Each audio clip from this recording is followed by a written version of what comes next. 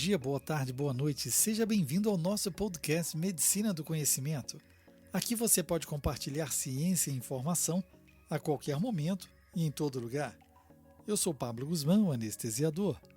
Juntos falamos sobre tendências, dicas e a prática da medicina, além de assuntos sobre qualidade de vida. E como compartilhar e multiplicar, trazemos mais um assunto sem fronteiras no mundo do conhecimento.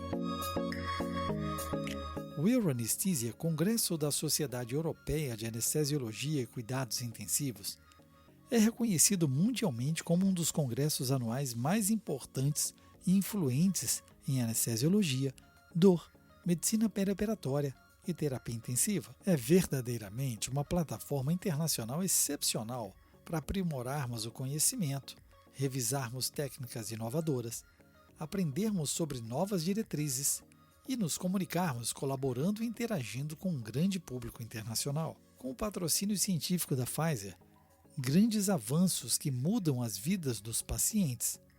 Medicina do Conhecimento traz para você, caro ouvinte, os principais pontos discutidos na área de dor e anestesiologia. No 6º podcast dessa série, uma discussão sobre o que mudar no tratamento da dor aguda. Um dos grandes desafios para o manejo da dor aguda é a adesão da equipe aos protocolos institucionais, incorporação de novas drogas e novas tecnologias e efetiva comunicação entre equipe, paciente e seus familiares. O que podemos mudar no tratamento da dor aguda foi um tema multiprofissional do Congresso Europeu de Anestesiologia de 2022, reunindo profissionais distintos com visões e profissões diferentes. A enfermeira Rianne von Bockel, professora assistente do Departamento de Anestesiologia, Dor e Medicina Paliativa da Radboud University Medical Center, na Holanda, trouxe para a discussão a necessidade de educação para o paciente. Essa necessidade não é tão recente assim, pois institutos de saúde e sociedades de especialidades vêm mostrando suas recomendações para educação pré-operatória e planejamento do manejo da dor perioperatória. Afinal, uma adequada educação dos pacientes pode proporcionar melhor conhecimento do paciente e o autogerenciamento, aumentar sua satisfação, reduzir sua ansiedade, reduzir o consumo de opioides pós-operatório e reduzir o tempo de internação. Se colocarmos os pequenos estudos e recomendações em análises sistemáticas, podemos não encontrar altos níveis de evidência, segundo padrões atuais de análise. Usando como fonte o Grupo de Trabalho de Medicina da Dor do Colégio de Anestesistas da Austrália e Nova Zelândia, a psicoeducação da dor realizada antes da cirurgia preemptiva ou durante todo o perioperatório preventivo é um componente subutilizado da analgesia multimodal, que pode reduzir a intensidade da dor, uso de analgésicos, tempo de internação, retorno ao departamento de emergência, ansiedade do paciente e possivelmente dor pós-cirúrgica crônica. Uma gestão mais eficaz da dor aguda resultará de uma educação adequada e estruturas organizacionais para a entrega de alívio da dor, ao invés de mais técnicas de analgesia por si. Essa oferta de informação necessita ser iniciada desde seu primeiro dia do diagnóstico, passando pelo preparo pré-operatório antes mesmo de sua internação, pois pode não haver tempo suficiente para isso em casos ambulatoriais e, principalmente, durante sua permanência hospitalar, devido à quantidade de informações muitas vezes associada ao seu plano terapêutico. Ferramentas que se adequam à cognição do paciente e métodos lúdicos farão a diferença quando a individualização se faz necessária. O processo total engloba entendimento de mecanismos dolorosos, necessidade de tratamento, identificação do melhor score para cada paciente, intervenções farmacológicas ou não, efeitos esperados e eventos adversos. O processo total engloba entendimento de mecanismos dolorosos, necessidade de tratamento, identificação do melhor score para cada paciente, intervenções farmacológicas ou não, efeitos esperados e eventos adversos, a transição para a descontinuidade do tratamento e cuidados pós-alta. Algumas publicações relatam alguns métodos mais eficazes que outros e devem ser considerados e adaptados ao processo institucional. Resultados mostraram que os mais efetivos seriam métodos combinados, estruturados e culturalmente apropriados para pacientes específicos, quando comparados à metodologia espontânea ou genérica, utilizando o conhecimento empírico dos profissionais envolvidos. O uso de ensino digital por múltiplas plataformas de vídeo e áudio, associado a material escrito, se mostraram mais eficientes que contato exclusivamente verbal, por estratégia única para a retenção de conteúdo. Além de métodos demonstrativos com a participação do paciente, ofereceram mais capacidade de aprendizado do que discussões exclusivas. Deve-se ressaltar que a informação deve respeitar a idade apropriada do paciente e voltada para o nível de compreensão e alfabetização sobre assuntos em saúde, nível cultural, competências linguísticas, com oferta de suporte com oportunidade de tempo para a formulação de questões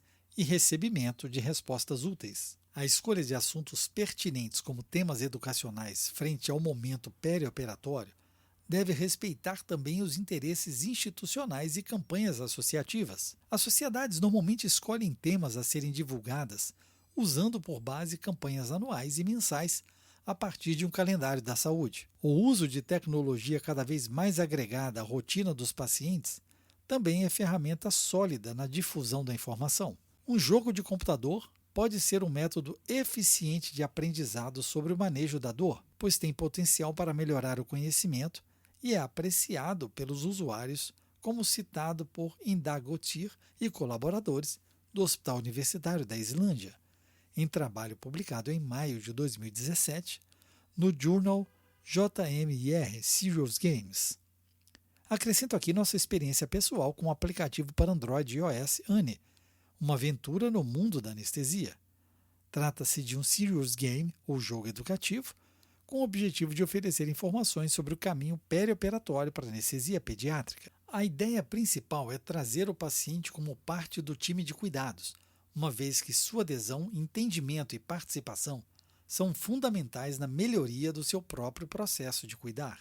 Em raciocínio comum no contexto do que podemos mudar no tratamento da dor aguda, o professor Dr. Ulrich Stammer, de Bern, na Suíça, abordou a necessidade de maior e melhor comunicação. De maneira simplória, a ideia de que a cirurgia está feita não é suficiente para o processo de cuidado, devendo-se perguntar rotineiramente sobre a experiência do paciente, aqui principalmente sua experiência álgica. Os resultados medidos dependem de aspectos somáticos referente à doença, suas comorbidades e ferramentas diagnósticas, além de aspectos psicossociológicos, incluindo sentimentos de medo, ansiedade, risco de não melhora, implicação pela própria doença, alterações funcionais, habilidade de lidar com cada dia. Para alguns pesquisadores, tais aspectos podem representar alguns pontos na escala visual analógica de dor. Aspectos somáticos serão tratados por analgésicos e técnicas analgésicas intervencionistas, mas não cabe apenas o uso desses métodos unidimensionais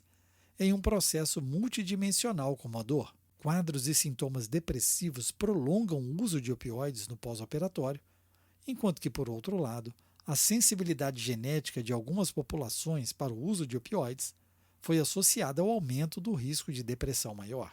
Em relação aos métodos unidimensionais de mensuração da dor, Blumstein mostrou em trabalho de 2008 no Academic Emergency Medicine que a escala analógica visual da dor não define desejo de analgesia em pacientes com dor aguda. No tratamento de condições dolorosas, ele incentiva ao clínico o papel conjunto de determinar se a dor do paciente está adequadamente controlada ou se é necessária a analgesia.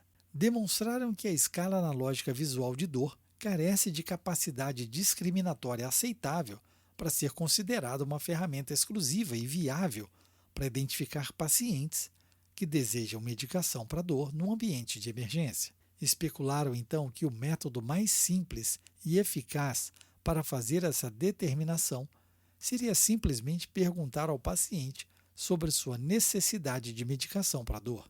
Pacientes com escalas acima de 4 não relataram a necessidade de mais analgésicos nas unidades de emergência estudadas, mesmo com valores correspondendo à intensidade severa. Isso também foi demonstrado na publicação de Coleman e colaboradores em junho de 2021 no Journal of Pain, Foram analisadas respostas de quase 80 mil pacientes, dos quais 10,7% relataram desejo de receber mais tratamento da dor. O modelo de equação de estimativa generalizada de Poisson mostrou que as mulheres tinham uma razão de risco menor para responder essa pergunta com sim. Fatores que mais aumentaram o risco foram intensidade máxima da dor maior que 6 em 10, em uma escala de classificação numérica, e qualquer interferência da dor.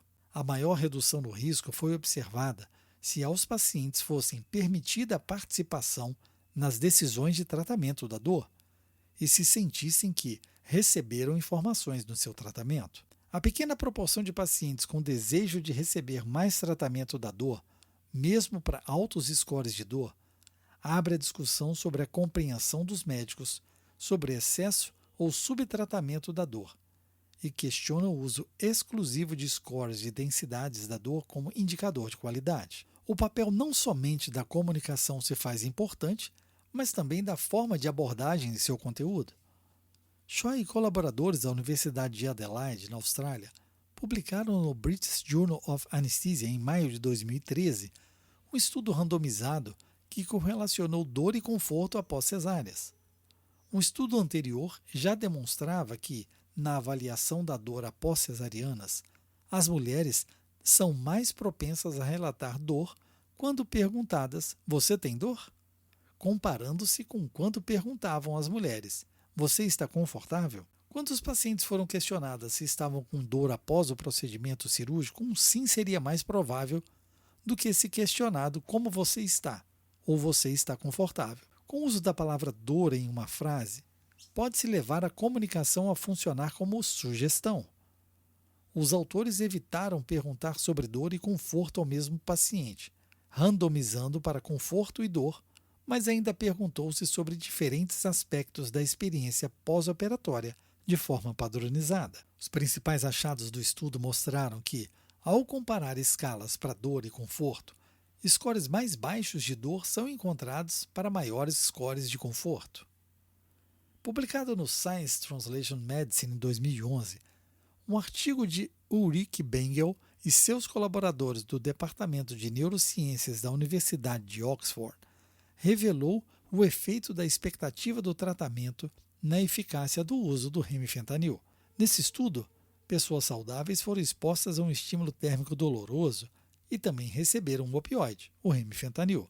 Antes de cada administração do medicamento, os autores informaram aos sujeitos que o medicamento não teria efeito, que diminuiria a sensação de dor ou que pioraria a dor. Quando os sujeitos esperavam que a droga fosse eficaz, eles não ficaram desapontados. Eles experimentaram 2 vezes mais alívio da dor do que quando não esperavam obter nenhum benefício da droga, mas de fato obtiveram algum alívio. Em contraste, quando eles esperavam que o remifentanil piorasse a dor do calor, descobriram que a dor não mudou. Mas esses relatórios subjetivos podem ser influenciados por uma série de variáveis.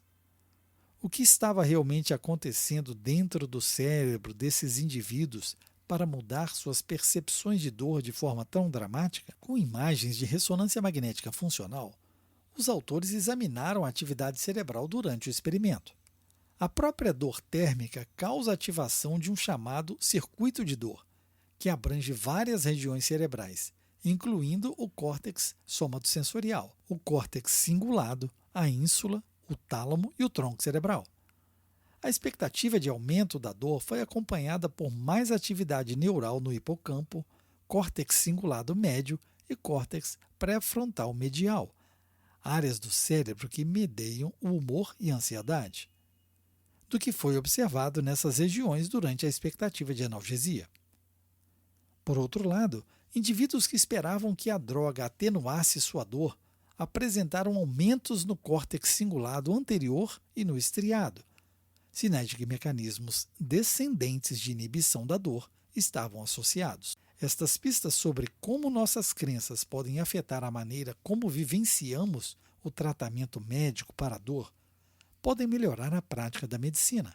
Um medicamento com efeito biológico verdadeiro pode parecer ineficaz para um paciente condicionado a esperar falha, seja ele inscrito em um ensaio clínico ou tratado em consultório médico. A educação do paciente sobre os tratamentos pode ajudar a combater esse problema, moldando as crenças para maximizar sua eficácia. Se os tratamentos apropriados forem acompanhados de palavras encorajadoras, um pessimista pode se tornar um otimista sobre sua futura saúde. A professora Helena Bolley, da Universidade de Rennes, na França, respondeu à questão sobre o que mudar no tratamento da dor aguda, focando no uso de mais coanalgésicos. É bem fundamentado na literatura que o uso de uma abordagem multimodal, onde diferentes classes de analgésicos são combinados para o manejo da dor pós-operatória em crianças e adultos, podem melhorar os cuidados. Um fato importante é que sobre o uso de analgesia multimodal usada diariamente, combinando alguns grupos de fármacos, não sabemos exatamente os resultados dessas associações múltiplas, ou pelo menos não estão totalmente estudadas. Estamos longe de finalizar com detalhes todas as associações possíveis e usadas na prática, mas algumas publicações já abrem discussões e respostas para isso. Na meta-análise de Martinez, publicada no British Journal of Anesthesia em 2017, sobre o uso de analgésicos não opioides em adultos após cirurgia de grande porte, concluíram que, apesar da falta de comparações diretas e relatórios insuficientes sobre efeitos adversos graves, acetaminofeno combinado com anti-inflamatório não hormonal ou com Nefopam foram superiores à maioria dos analgésicos usados isoladamente em termos de redução do consumo de morfina em PCA. 3 analgésicos usados sozinhos, alfa-2 agonistas, anti-inflamatórios e inibidores da COX-2, foram os mais eficientes, sendo tramadol e acetaminofeno os menos eficientes. O estudo Octopus, também publicado no British Journal of Anesthesia em 2019, comparando diferentes analgésicos não opioides com morfina para analgesia pós-operatória, mostrou que a combinação de 3 analgésicos, paracetamol, Nefopam e cetoprofeno, com morfina, permitiu uma redução da quantidade de opioides nas 48 horas de pós-operatório, associada a uma analgesia superior nas primeiras 24 horas após a cirurgia, quando comparado apenas com morfina. Interessante que o estudo apresentou um número pequeno de pacientes, 237, em função da desistência dos centros pesquisadores que se recusaram a continuar o estudo com um grupo controle apenas com morfina. Julgaram eticamente inadequado oferecer apenas opioides como exclusivo tratamento para os pacientes. Compartilhe conosco sua experiência nesse assunto. Ative a notificação para ser informado quando o novo podcast for publicado. Escolha a sua plataforma, ouça mais podcasts, siga no Spotify, Deezer, Apple, Google Podcast, na sua Alexa pelo Amazon Music, SoundCloud, YouTube e mais uma dezena de agregadores. No Medicina do Conhecimento, você escolhe o player da sua preferência. Deixe seu like onde ouvir. Você pode entrar em contato e sugerir o próximo tema. Fique ligado nas redes sociais, Twitter, Facebook e Instagram, Medicina do Conhecimento. Afinal, compartilhar é multiplicar.